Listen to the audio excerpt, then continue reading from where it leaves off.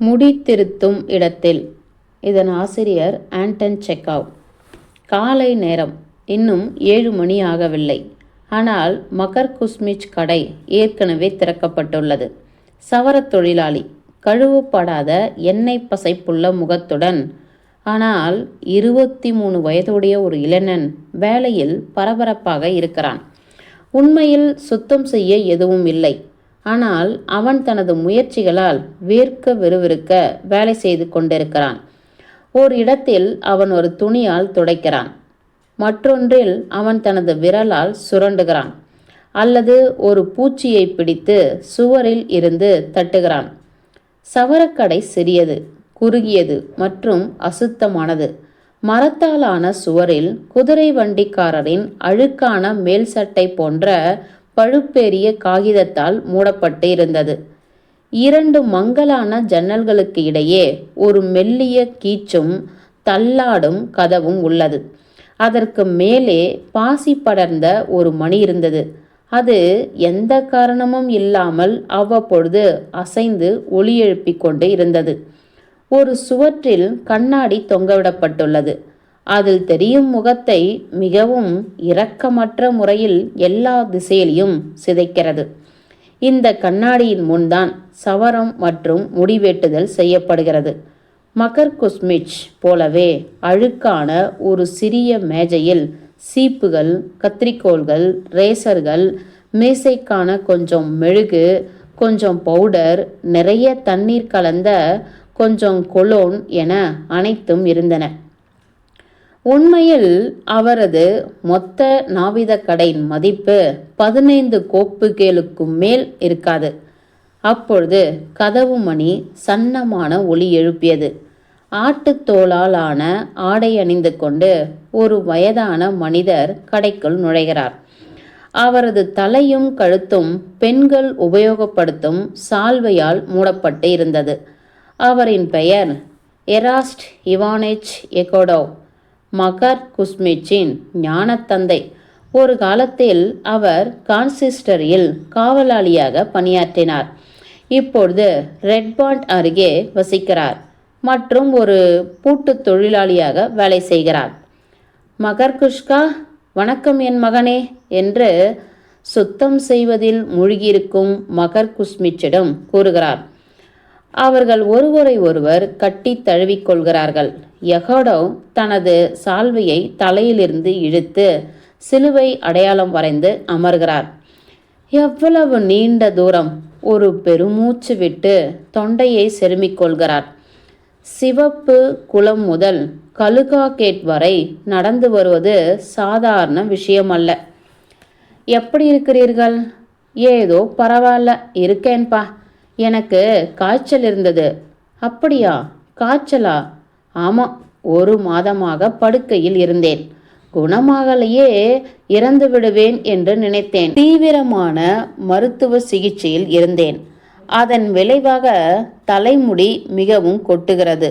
மருத்துவர் என் தலையை முழுவதும் மழிக்க பரிந்துரை செய்தார். இதனால் முடி மீண்டும் வலுவாக வளரும் என்கிறார்.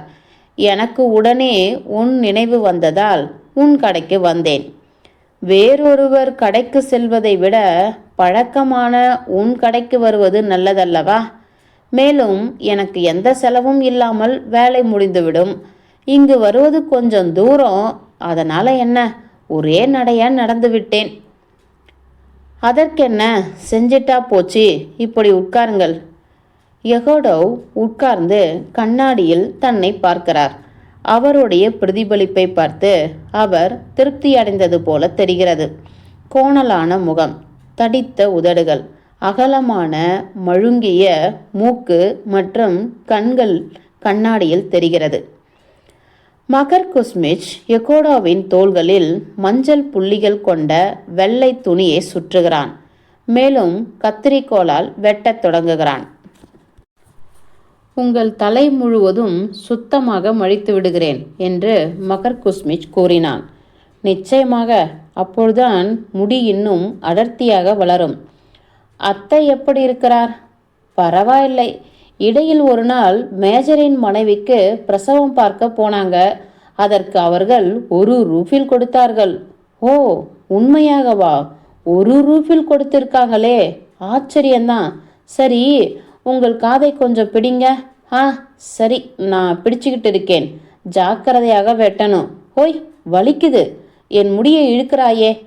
அதெல்லாம் ஒன்றும் பிரச்சனை இல்லை, நம்ம வேலையில் அதெல்லாம் சகஜம். ஆனா ரோஸ்டோனா எப்படி இருக்கா? என் பொண்ணா? அவன் நல்லா இருக்கா, மிகவும் மகிழ்ச்சியா இருக்கா. போன வாரம் புதன்கிழமை ஷெய்கினுக்கு அவளை நிச்சயதார்த்தம் பண்ணினோம். நீ ஏன் விழாவிற்கு வரல? கத்திரிக்கோல் வெட்டுவதை நிறுத்துகிறது. மக்கர் குஸ்மிச் கைகளை கீழே போட்டு படபடப்புடன் கேட்கிறான். யாருக்கு நிச்சயதார்த்தம்? அண்ணாவுக்கு. எப்படி? யார் கூட? ஷெய்கின் புரோகோபி பெட்ரோவிச். அவரோட அத்தை ஸ்லாடஸ்டென்ஸ்கி லேண்டில் ஒரு வீட்டில் ஹவுஸ் கீப்பராக இருக்காங்க. அவங்க ஒரு நல்ல பெண்மணி. அதனால் நாங்களும் இந்த சம்பந்தத்தால் சந்தோஷமாக இருக்கோம். கடவுளுக்கு நன்றி. அடுத்த வாரம் கல்யாணம். அதற்கு நீ கண்டிப்பாக வரணும். நாம் எல்லோரும் சேர்ந்து நல்லா கொண்டாடுவோம். ஆனால் எப்படி அது? எராஸ்டிவனச் என்று மக்கர் குஸ்மிச் வெளிரி போய் திகைத்து தோள்களை குலுக்கியபடி கேட்கிறான். இது இது முற்றிலும் சாத்தியமற்றது. ஏன்? அண்ணா எராஸ்டோனா, ஏன்? நான் நான் அவளிடம் பாசம் கொண்டிருந்தேன். எனக்கு அவளை திருமணம் செய்ய ஆசை இருந்தது. இது எப்படி நடந்தது? ஏன்? நாங்கள் அவளுக்கு நிச்சயம் செய்துவிட்டோம். அவன் ஒரு நல்ல பையன். மக்கர் குஸ்மிச்சின் முகத்தில் வியர்வை முத்துக்கள் வருகின்றன. அவன் கத்திரிக்கோலை மேஜையில் வைத்துவிட்டு தனது மூக்கை முஷ்டியால் தேய்க்க ஆரம்பிக்கிறான். நான் அவளை திருமணம் செய்ய எண்ணிருந்தேன் என்று அவன் கூறுகிறான். இது சாத்தியமற்றது எராஸ்டிவானச். நான் அவளை காதலிக்கிறேன். என் இதயத்தை அவளுக்கு அளித்தேன். மேலும் அத்தை வாக்கு கொடுத்தாள். நான் உங்களை என் தந்தை போலவே எப்பொழுதும் மதித்தேன். நான் எப்பொழுதும் உங்கள் தலைமுடியை இலவசமாக வெட்டினேன். நான் எப்பொழுதும் உங்களுக்கு உதவினேன். என் அப்பா இருந்தபோது நீங்கள் சோஃபாவையும் 10 ரூபில் பணத்தையும் எடுத்துக்கொண்டீர்கள். இன்னும் திருப்பி தரவில்லை. உங்களுக்கு நினைவிருக்கிறதா? நினைவிருக்கிறது, நிச்சயமாக எனக்கு நினைவிருக்கிறது. ஆனால் மக்கர், நீ எந்த வகையில் பொருத்தமாக இருப்பாய்? உன்னிடம் பணமும் இல்லை, பதவியும் இல்லை, உன் தொழிலிலும் பெரிதாக வருமானம் இல்லை. அப்பனா ஷெய்கின் பணக்காரரா? ஷெய்கின் ஒரு சங்கத்தின் உறுப்பினர். அவர் 1500 ரூபிலை வட்டிக்கு விட்டுள்ளார். அதனால் இதை பற்றி பேசுவதில் எந்த பயனும் இல்லை. விஷயம் முடிந்துவிட்டது. இதை மாற்ற முடியாது மக்ருஷ்கா. நீ வேறு மணப்பெண்ணை தேட வேண்டும். உலகம் அவ்வளவு சிறிதல்ல. வா, வெட்டு. ஏன் வேலையை பாதியிலே நிறுத்திவிட்டாய்? மக்கர் குஸ்மிச் அமைதியாய் இருக்கிறான். சிலையாய் நிற்கிறான். பின்னர் தனது பாக்கெட்டிலிருந்து ஒரு கைக்குட்டை எடுத்து அழத் தொடங்குகிறான். சரி சரி, விடுப்பா. எராஸ்டிவனச் அவரை சமாதானப்படுத்துகிறார். விடு. சி, ஒரு பெண்ணை போல அழுகிறாய். என் தலையை முடித்துவிட்டு அழுதுகொள். கத்திரிக்கோலை எடு. மக்கர் குஸ்மிச் கத்திரிக்கோலை எடுக்கிறார். ஒரு நிமிடம் வெறித்து பார்க்கிறான். பின்னர் மீண்டும் மேஜையில் போடுகிறான். அவனது கைகள் நடுங்குகின்றன. என்னால் முடியாது என்று அவன் கூறுகிறான். என்னால் இப்போதைக்கு முடியாது. எனக்கு பலம் இல்லை. நான் ஒரு பாவப்பட்ட ஜென்மம், அவளும் ஒரு பாவப்பட்ட ஜென்மம். நாங்கள் ஒருவரை ஒருவர் காதலித்தோம், ஒருவருக்கொருவர் வாக்குறுதி அளித்துக் கொண்டோம். இரக்கமற்றவர்களால் எந்த இரக்கமும் இல்லாமல் பிரிக்கப்பட்டோம். போய்விடு எராஸ்டிவனச், உன்னை பார்க்கவே எனக்கு பிடிக்கவில்லை. சரி, நான் நாளை வருகிறேன். மக்ருஷ்கா, மிச்ச வேலையை நாளை முடிப்பாய் அல்லவா? சரி, நீ உன்னை அமைதிப்படுத்திக்கொள். நான் நாளை காலையில் திரும்பி வருகிறேன். எராஸ் இவானச்சின் தலை பாதி மொட்டையடிக்கப்பட்டு ஒரு கைதியைப் போல இருக்கிறார். இப்படி பாதி மொட்டை தலையுடன் இருப்பது சங்கடமாக இருக்கிறது. ஆனால் வேறு வழியில்லை. அவர் தனது தலையை துணியால் மூடிக்கொண்டு நாவிதர் கடையிலிருந்து வெளியே செல்கிறார். தனியாக விடப்பட்ட மக்கர் குஸ்மிச் உட்கார்ந்து அமைதியாக அழுகிறான். மறுநாள் காலை எராஸ் இவானச் மீண்டும் வருகிறார். என்ன வேண்டும் என்று மக்கர் குஸ்மிச் அவரிடம் சுல் என்று கேட்கிறான். எனது தலை முழுவதையும் மொட்டையடிக்கணும் மக்கருஷ்கா. தலையில் பாதி இன்னும் அப்படியே இருக்கிறதே. தயவு செய்து முன்கூட்டியே பணம் கொடுங்கள். நான் காசு வாங்காமல் வேலை செய்ய மாட்டேன்.